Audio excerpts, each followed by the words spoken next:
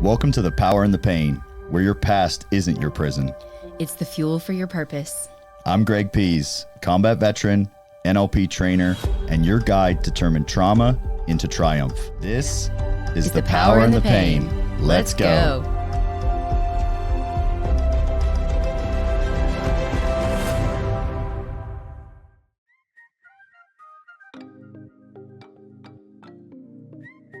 Hey, my name is Brian Nail, and I'm a mortgage loan officer with Pihs Bank. I just want to say how much I truly enjoy being a part of the Spread the Positive Network. It's an incredible mission that brings so much positivity to our community. It's been a real pleasure to be involved. Now, when it comes to financing a home, there are a lot of options. And in a market like today's, having the guidance of a trusted local professional can make all the difference. Whether you're looking to purchase a new home, second home, an investment property, or explore refinancing options, I'd love the opportunity to earn your trust and help guide you through the process. If I can help you nail your mortgage, give me a call at 615-243-3976 or visit nailyourmortgage.com.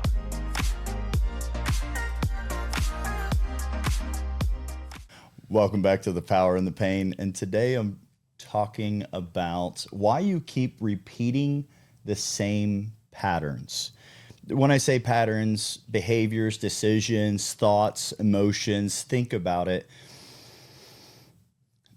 The chapter, it's kind of like this, right? Like we have a job and there's always, if you ever had a job, you know who I'm talking about.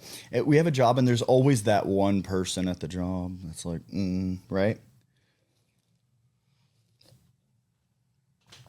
And you may have noticed that eventually you had enough of that person, so you got a new job. And that person followed you. Not them specifically, it was a new person with a new name, but they filled that person's role in the new job. This is what I mean when I say we repeat those old patterns. The behaviors that we're doing, think about the behaviors that you were doing in the last 5 years, 5 years prior to that, 5 years prior to that. The scenery might have changed a little bit. However, unless we have somewhere intervened consciously on this journey, we're repeating the same behaviors, the same thoughts, the same emotions, and really the same decisions. Think about how you make decisions. Let's use money for an example for just a moment. Think about how you make financial decisions. And if you look back, there's a very clear pattern on how you make financial decisions, whether you make these decisions from a place of scarcity or whether you make these decisions from a place of abundance or whatever combination in between. There's a correlation to when you allow yourself to make the decisions in scarcity and when you allow yourself to make the decisions in abundance. And that pattern is repeating itself over and over and over. And until we decide to go inward and change the pattern, we will be a victim, because until we decide to go inward and change the pattern, the reasons you will provide for all of your problems will be outward. It's everyone else. It's the job. It's the person. It's the place. It's the economy. It's the timing. It's all the other things. However, your problem requires you. You couldn't have it if it wasn't so. Your problem requires you. It needs you. If you were involved, it would be, if you were not involved with your problem, it would be impossible for you to have your problem. You're part of the equation. Well, you're the only guaranteed known of the equation for every problem. You see, the problem always includes you if you have the problem, right? The problem always includes you.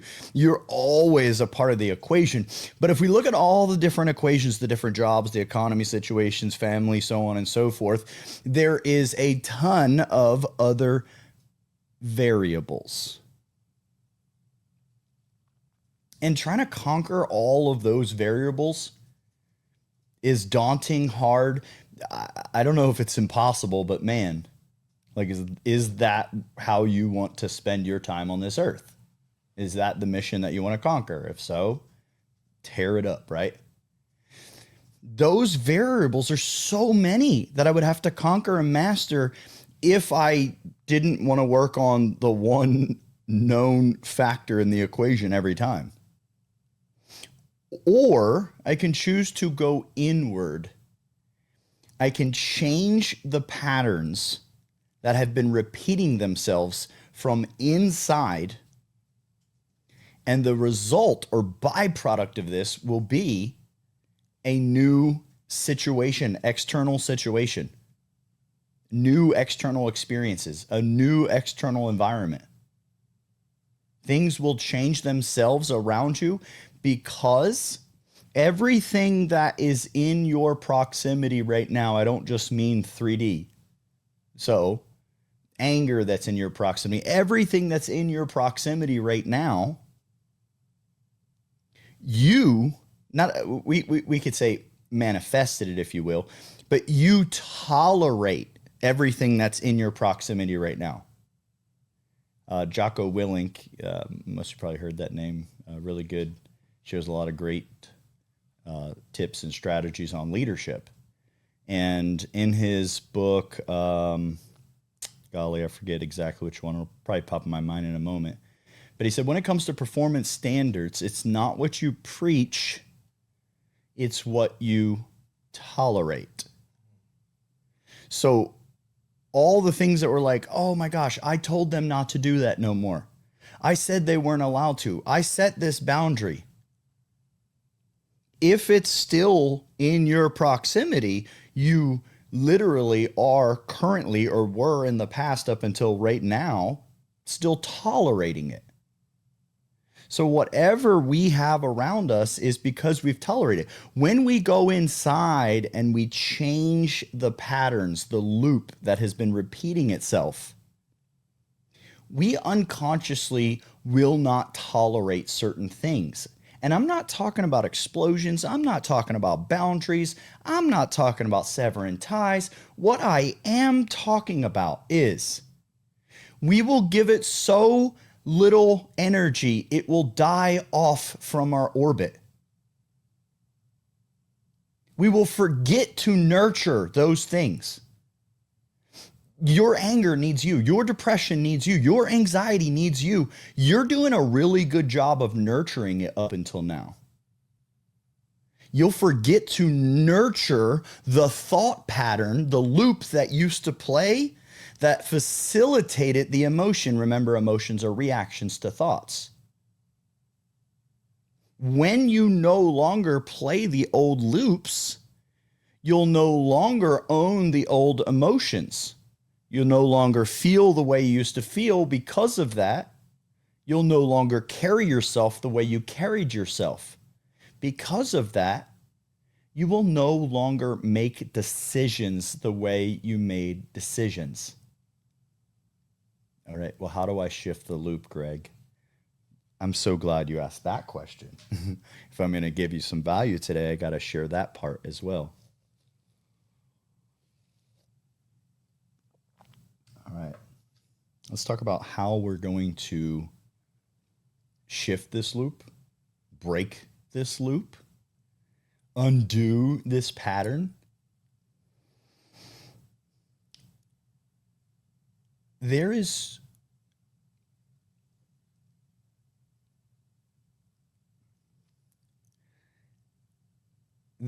a countless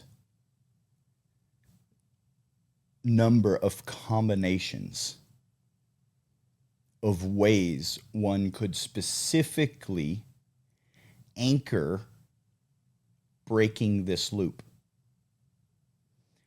We could get very creative with it.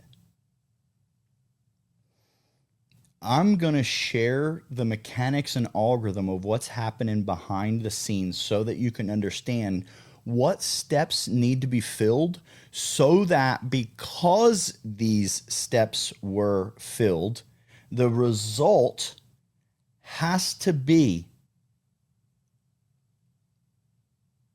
a release of the old pattern.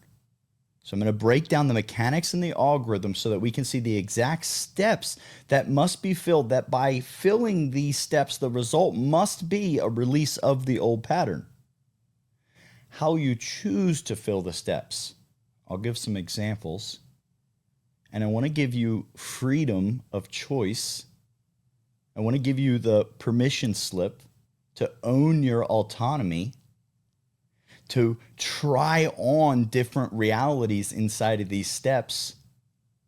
And no matter what happens, to agree to collect feedback so that you have more information so that you can make a better attempt next time, so that you can get that much closer to the target. Somewhere we have to be laser focused on target if we keep collecting feedback. All right. If we want to break the old pattern, first we must understand, how did we form the old pattern? How is it that we are doing this loop over and over again? Because once we understand the equation that gives us the result, well, just think about it. We could change any portion of that equation, and we would have to change the result or outcome of the equation. So let's look at the equation first. How do we run this loop? How do we do this thing? How do we make this pattern so in our life over and over and over again? Okay. We are but a speck in time, our life. Just a little flash in time. Psst, gone. Okay. But for us, our life is an eternity. It's everything. Oh my gosh, don't make me wait 5 minutes. But on the grand scheme of things, we're just a quick little flash in time.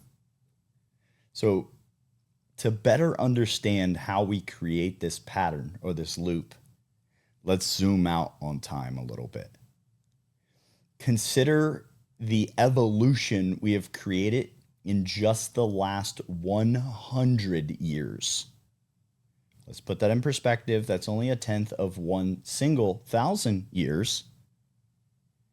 And consider we're not exactly sure how long our species has been on this earth, yet we know for tens of thousands of years. Think about the evolution we've made in just the last 100 years. Yet, if we go back 100 years ago, we're on the realm of the Great Depression. If we're in that time, would we say we're doing great with our evolution? Maybe not right during that time, right? And we were doing good. We were doing great, if you will. Think about how much we've evolved as a species just in the last 100 years. Okay. Think about how much we evolved as a species in just the last 50 years.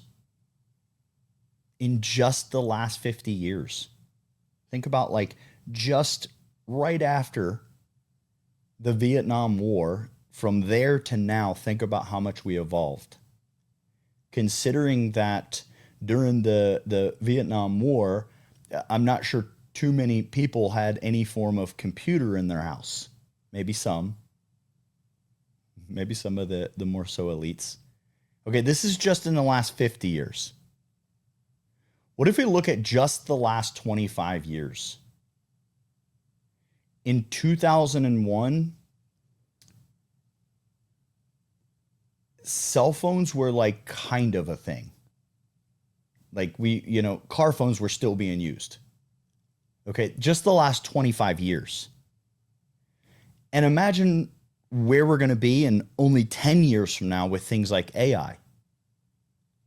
All right. As we zoom back, we can realize that we have exponentially evolved, I'm going to say within the last 50 years. Like a major spike in evolution. Think about how many things we have created, innovated, evolved, shifted, made better just the last 50 years.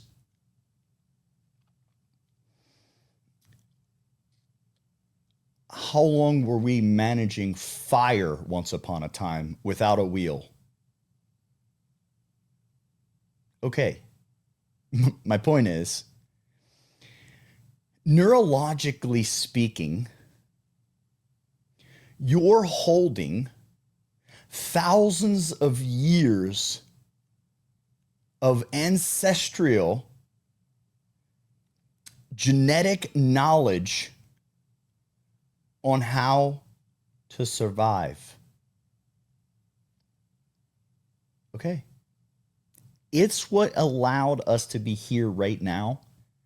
If our species did not survive, there's some, like today we see ourselves as the smartest species. Once upon a time, we were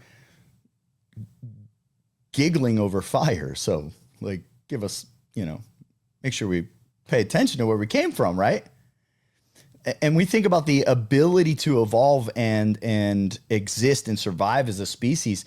There's several other species on this planet that are like, just like, their ability to adapt and survive is insane. They just are not on the evolution cycle we're on right now. Like, we only have awareness of some form of inside of, unless you are older than, we only have awareness of, how about I say, the last 100 years, like in our life. That's what we understand, that things evolve this quickly. But again, genetically, our neurology understands thousands of years just to get to this point, and things being very unsafe. So at an unconscious level, we all have a conscious and an unconscious mind. When I say an unconscious mind, you are unconsciously doing things right now, breathing, beating your heart, filtering through kidney, livers, intestine, all of the things. So we have unconscious awareness, or unconscious mind, and a conscious mind. Unconsciously, we understand from thousands of years of lineage. We understand at an unconscious level, when moving forward, unconsciously, we review what we think will be solely based on similar experiences that have happened in the past. This is the reason we are able to repeat the loop and the pattern. If you had trauma, it can be a very intense loop. But listen, if you had a beautiful, amazing life, you have loops. By the way, if you've had a beautiful, amazing life your entire life, and life's amazing right now, and you're like, my life's amazing and I'm happy and I want it to keep being amazing. By the way, you are allowed to keep having an amazing life. The fact that you continue to have an amazing life is evidence of the loop. We may have had a negative connotation to the loop in the beginning. Let's just consider that the loop just is. Our ability to do this thing just is. Okay. So now that we have an understanding of how we're doing this, well, now we can get into how we can shift this.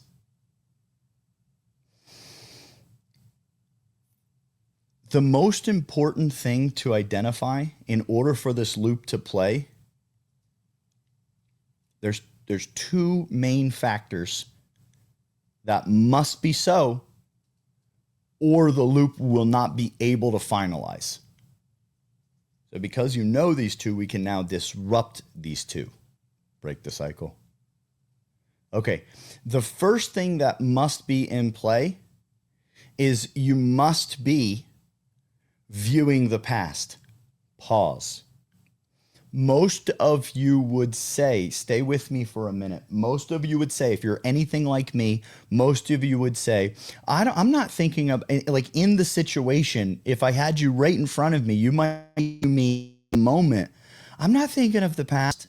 And then I would be forced to say back to you, I'd be forced to say back to you, you're not consciously thinking of the past right now. I told you this is an unconscious survival mechanism. If you were conscious of yourself unconsciously doing this, you would not be able to unconsciously do this. All right. So it's okay if you have no awareness that you're actually referencing the past. You now have understanding that even when you're not conscious of yourself referencing the past, of course, sometimes you consciously reference the past. And by the way, if you consciously choose to reference the past, and that's what you're making the decision to do, you're allowed to do that.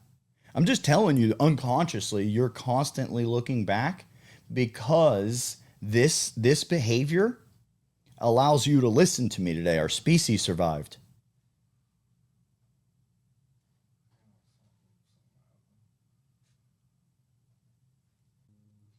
So we have to be unconsciously thinking about the past. And we do this thing. Remember, it's happening unconsciously. We do this at an unconscious level all the time until we intervene, because this is what ensured you listening to me today. This is what ensured our survival as a species. This thing worked so powerful for us for so long. It still serves a purpose today, yet we've evolved so quickly in the last half century that it doesn't apply like it did 5,000 years ago for us.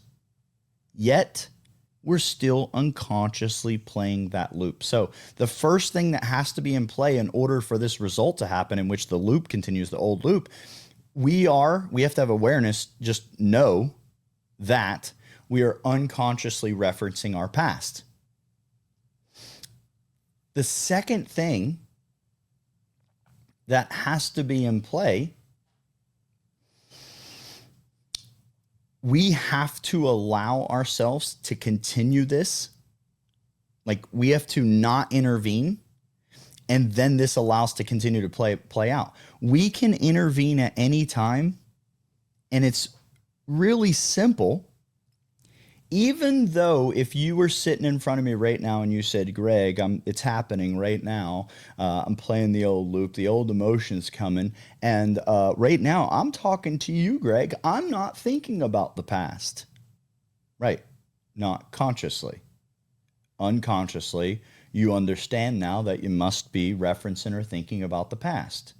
So here's what I'm going to give you today that you can implement. And like I said, go out and be creative with it. You could change this in so many different flavors. There's some key parts that I'm going to give you. Here's what I'm going to give you. Your imagination is the domain of your unconscious mind. So your imagination is part of the unconscious. What I mean when I say that is you are unconscious of your imagination. Not only you, but everyone in the world. When we pass on, if they were to do an autopsy and separate each part of our body, there would be no spot where they could say, here's the imagination. Yet you and I both know that we have an imagination. It's a little bit weird, isn't it? That's because I'm going to suggest to you the imagination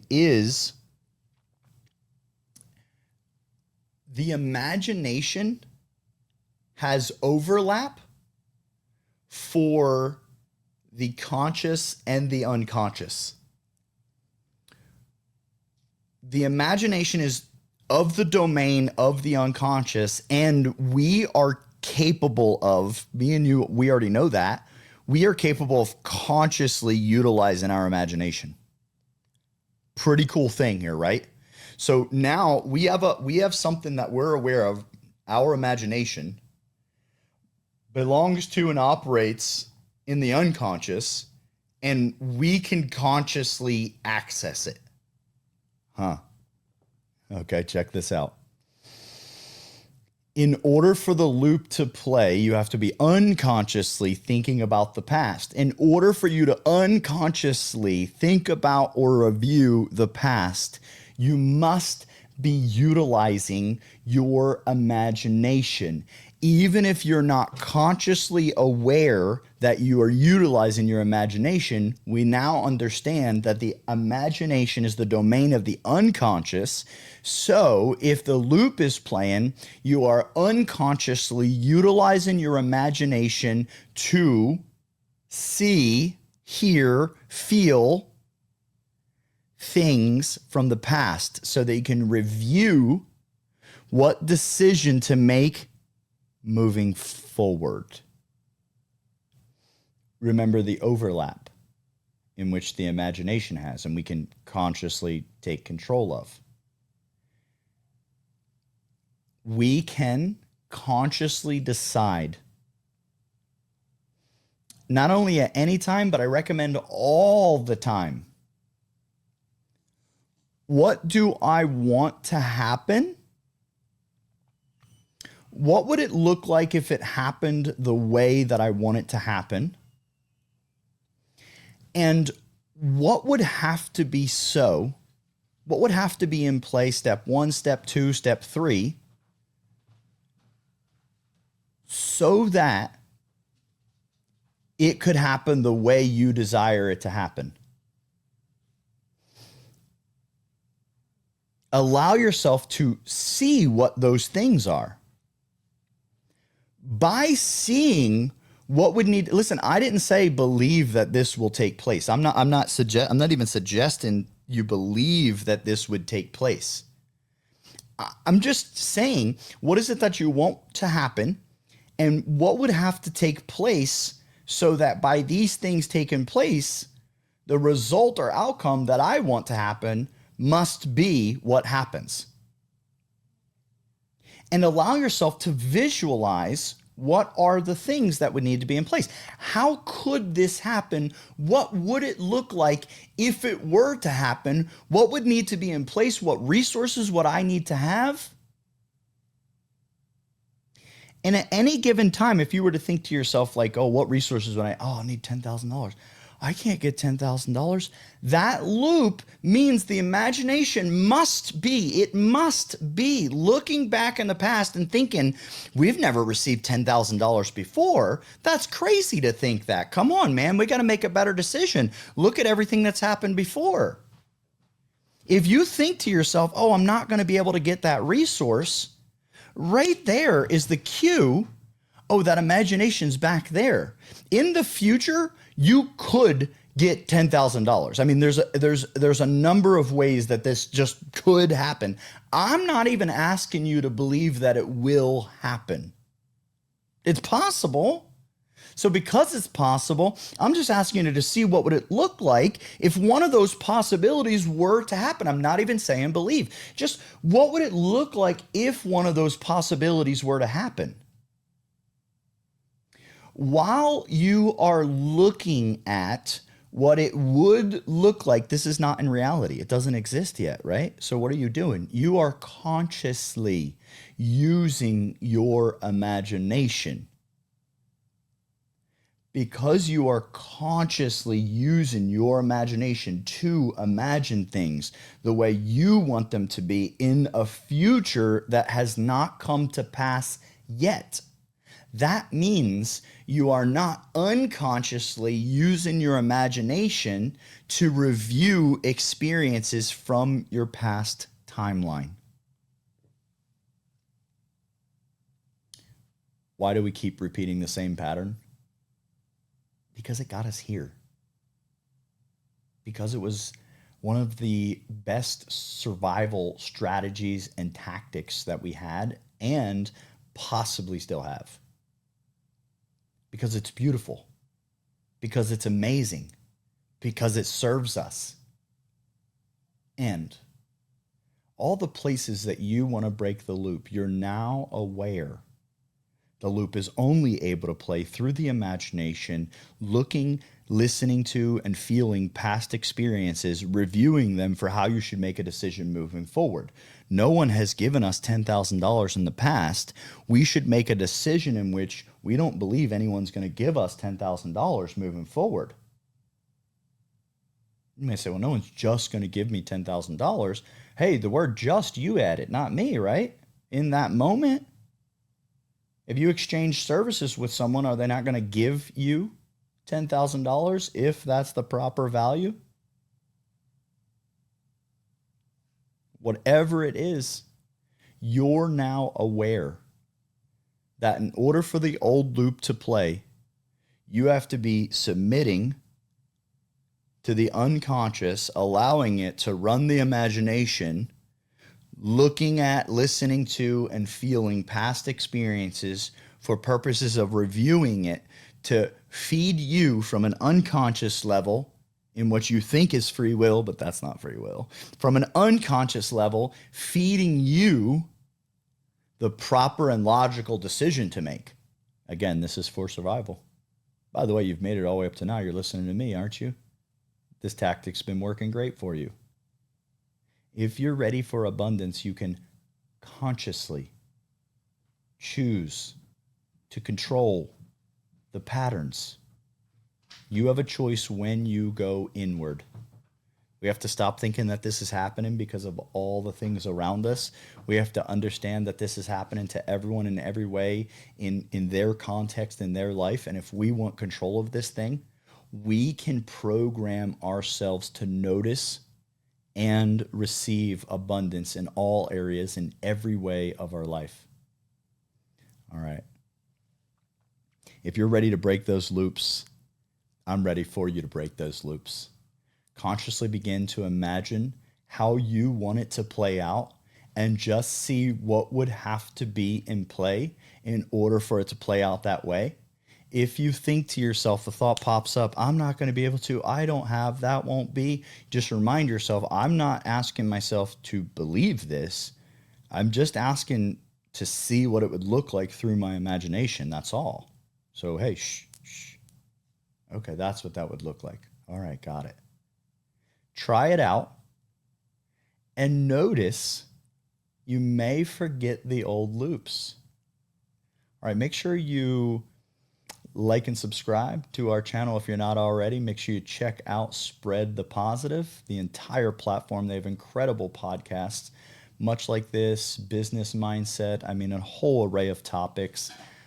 Check us out on our The Power and the Pain on our YouTube channel, Success After Trauma. If you haven't already, make sure you subscribe and tell a friend about this episode that you know that's going to benefit them. And we'll see you next week. If this hit you deep, trust that. Your pain has power, and your story isn't over. Follow, share, and send this to someone who you think might benefit. I'm Greg, and this was The Power and the Pain. Keep stepping into your power.